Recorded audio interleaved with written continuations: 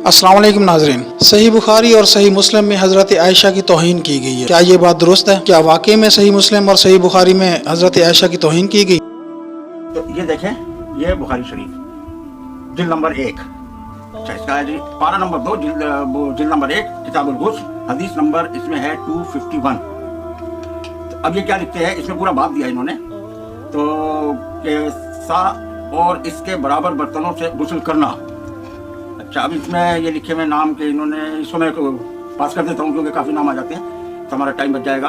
अब्दुल्ला बिन अब्दुल रहमान बिन of से सुना, वो कहते थे हजरत आयशा का एक रज़ाई भाई अब्दुल्ला बिन यजीद इनके पास गए। इनके भाई ने इनसे पूछा, हजरत सल्लल्लाहु अलैहि वसल्लम जनाबत का गुस्ल क्यों कर फरमाते थे।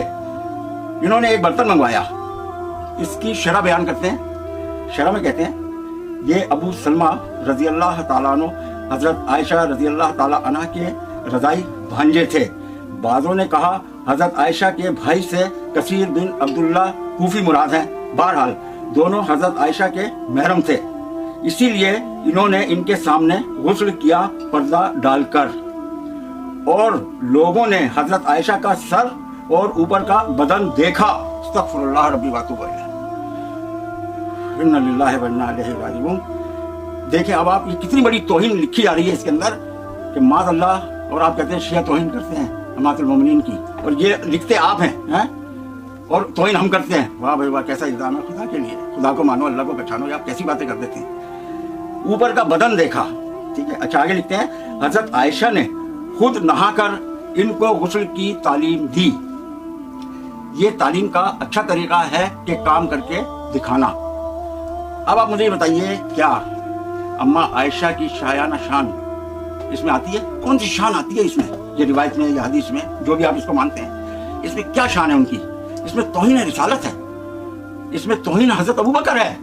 ये सोचिए आप, हजरत आयशा किसी की बेटी भी थी, किसी की बीवी भी थी, कम से कम उनका ख्याल कर लेते। तौहीन रिसालत तो इसमें बहुत बड़ी भी है।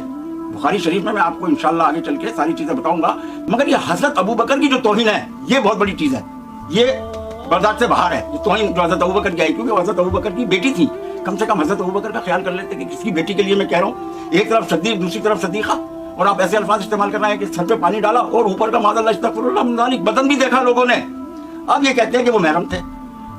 भाई तो महरम थे, बच्चे थे क्या? अगर बच्चे, आपको चलो बच्चे थे, बच्चे के लिए गुस्ल जनाबत का क्या ताल्लुक, उसे क्या पता गुस्ल जनाबत क्या होती है? इसका मतलब बड़े थे। अब बड़ों के सामने इस तरह का गुस्ल करके दिखाना कितने शर्म की बात है। सोचो जरा, ये आपने क्या लिख दिया इसके अंदर। सोच समझ के आपको कहना चाहिए या लिखना चाहिए या बताना चाहिए खुद। अब ये क्या लिखते हैं कि हजरत आयशा ने खुद नहाकर इनको गुस्ल की तालीम दी।